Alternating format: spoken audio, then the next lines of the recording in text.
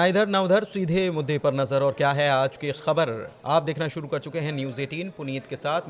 मेरे वरिष्ठ सहयोगी अंकुर जी भी मौजूद हैं और एक खबर निकलकर सामने आई है। भारत और पाकिस्तान के बीच जो टेंशन बना हुआ है, इसी से जुड़ी हुई खबर है। ईरान के विदेश मंत्री अब्बास अराक्ची भारत आने वाले हैं। 7 से 8 तारीख को भारत आने वाले हैं और उनके भारत दौरे के मायने क्या हैं, इसी को आज हम चर्चा में समझेंगे। सिचुएशन बिगड़ती जा रही है।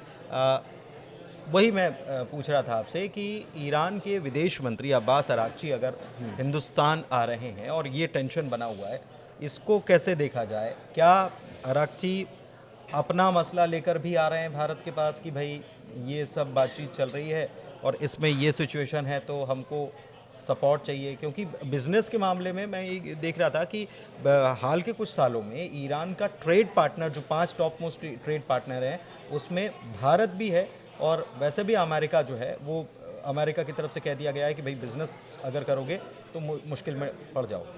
इसमें 2-3 चीज़ें हैं। और ईरान के विदेश मंत्री का जो भारत का दौरा है उसमें 2-3 मुद्दे हैं। एक मुद्दा तो ईरान के ऊपर जो प्रतिबंध हैं वो हैं, क्योंकि ईरान को जो ट्रेड को इंडिया एक तरह से काफ़ी बड़ा ट्रेड पार्टनर है ईरान का। अब तो बंद कर दिया, काफ़ी हद तक कम कर दिया, लेकिन ईरान से काफ़ी तेल खरीदा गया।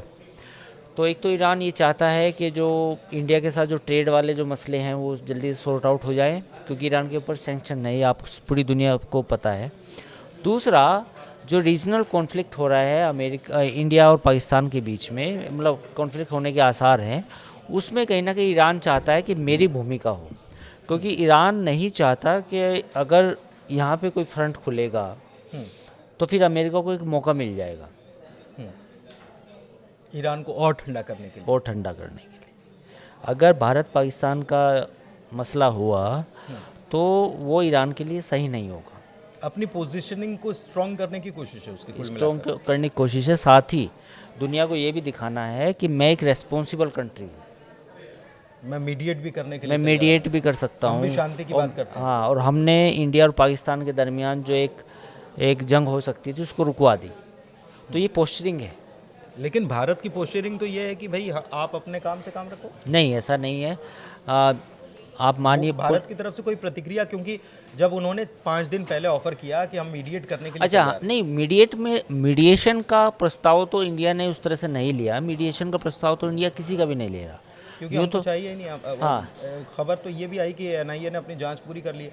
मतलब इसीलिए ये मैं कह रहा हूँ कि एक ये होता है कि आपने तुरंत रिएक्ट किया, दूसरा होता है कि जांच भी पूरी हो गई, रिपोर्ट भी शायद सरकार के पास पहुंच गई, जिसमें पाकिस्तान, आईएसआई सबका नाम भी आ गया, तो आपके पास सबूत भी हैं। बिल्कुल बिल्कुल। बेसिकली आपने पाकिस्तान ने एक माहौल बनाया पूरी दुनिया में कि जो पहलगाम हमला हुआ उसके जो सबूत हैं वो किसी को भारत ने शेयर नहीं किए।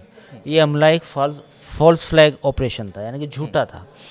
तो इंडिया ने इस दौरान जांच की अपनी। हालांकि एक राउंड जो फॉरेन डिप्लोमेट्स हैं उनके साथ दिल्ली में हो चुका है।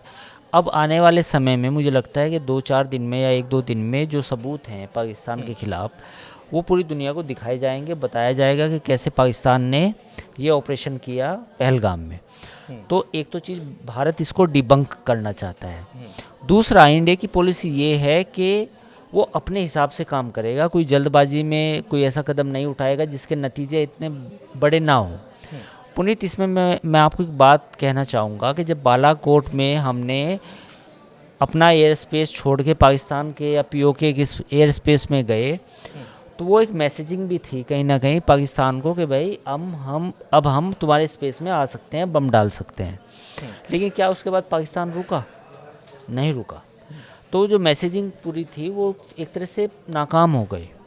तो अब की बार इंडिया जो मैसेज देना चाहता है पाकिस्तान का, वो स्ट्रॉन्ग मैसेज देना चाहता है, क्योंकि कहीं ऐसा ना हो कि इस बार भी हमने कोई हल्का सा कोई लिमिटेड ऑपरेशन किया तो पाकिस्तान तो 1 साल बाद फिर कर देगा। तो एक स्ट्रॉन्ग मैसेज देने की कोशिश है। और एक चीज़ जो आप कह रहे थे कि एक तो पहले एक मीटिंग हो चुकी है, दूसरी तरफ खबर ये है कि एनआईए ने अपनी रिपोर्ट तैयार कर ली है, उसके पास सब कुछ पुख्ता चीज़ें हो गई हैं। फिर आप बता रहे हैं कि 1-2 दिन में वो सब भी हो जाना है कि बाकी राष्ट्रों को, बाकी दुनिया कंट्रीज़ को बता दिया जाएगा कि भाई ये है। तो ये आगे की टाइमलाइन भी बता रहा है। बिल्कुल, देखिए आगे की टाइमलाइन तो यही है कि इंडिया ने स्टेप बाय स्टेप चीज़ें की हैं और जो मुझे लगता है कि सही है। एक तो एनआईए की जांच पूरी हो जाएगी, दूसरा जो डिप्लोमेटिक और पॉलिटिकल एक्शन लेने थे, जो इंडस वाटर ट्रीटी का एट एबेंस रखना था, वो फैसला लिया। तीसरा, हमारी जितनी भी सेना है उनको तैयार होने का मौका मिल गया कि इस दौरान वो अपनी स्ट्रेटजी बनाएं। चौथा, पूरी दुनिया में जो समर्थन है इंडिया को जो मिलना चाहिए उसको भी जुटाने की कोशिशें हो रही हैं। एस जयशंकर के पास दुनिया के लगभग काफ़ी देशों के फ़ोन कॉल्स आए हैं और आज सबसे ज़्यादा बिजी वही है। सबसे ज़्यादा बिजी वही हैं। और जेडी वेंस का एक बयान आपने देखा होगा जिसमें जेडी वेंस ने क्या कहा है कि हम भारत का उस मामले में सपोर्ट करते हैं कि वो आतंकवाद के खिलाफ कार्रवाई करे और साथ ही पाकिस्तान से ये भी उम्मीद करते हैं कि वो पाकिस्तान जांच में सहयोग करे। तो एक तरह से जेडी वेंस का बयान अपने आप में इस बात को पुख्ता करता है कि अमेरिका में भी सपोर्ट मिल रहा है। अमेरिका हालांकि उस तरह खुल के नहीं आया, बट इट डजंट मीन कि वो नहीं आएगा। तो पूरी दुनिया में सपोर्ट मिलेगा। काफ़ी देशों के जो विदेश मंत्री हैं, ब्रिटेन ने इवन कह दिया कि हम भी पूरी तरह से इस मसले पर आपके साथ खड़े हुए हैं। तो कुल मिलाकर ये दो चीज़ें निकल कर सामने आई। एक तो ईरान की तरफ से, ईरान और अमेरिका के बीच जो चल रहा है उसको भी आपने समझा और टेंशन खासी बनी हुई है। इतनी ज़्यादा बनी हुई है कि अब आने वाले वक्त में क्या हो, बातचीत की जो बात कही जा रही है कि चल रही है, वो अगले दौर की मीटिंग तय नहीं है कि कब होगी, तो वो होगी कि नहीं होगी, एक मसला ये भी है। दूसरी तरफ भारत और पाकिस्तान को लेकर जो टेंशन बनी हुई है, इस बीच ईरान के विदेश मंत्री का भी दौरा होने वाला है और इस दौरे में क्या कुछ चीज़ें निकलती हैं ये देखने वाली बात होगी। कहा जा रहा है कि 7 से 8 तारीख को वो हिंदुस्तान आ सकते हैं, बातचीत कर सकते हैं। हो सकता है कि परमाणु बातचीत को लेकर जो चल रहा है उसकी रिपोर्ट भी करें, उसके बारे में बात करें, और ये भी हो सकता है कि भारत और पाकिस्तान के बीच जो स्थितियां बनी हुई हैं इस पर भी बातचीत हो। फिलहाल इस वीडियो में इतना ही। ये चर्चा कैसी लगी ज़रूर बताइएगा। हमारे चैनल को लाइक कीजिए, सब्सक्राइब कीजिए। धन्यवाद।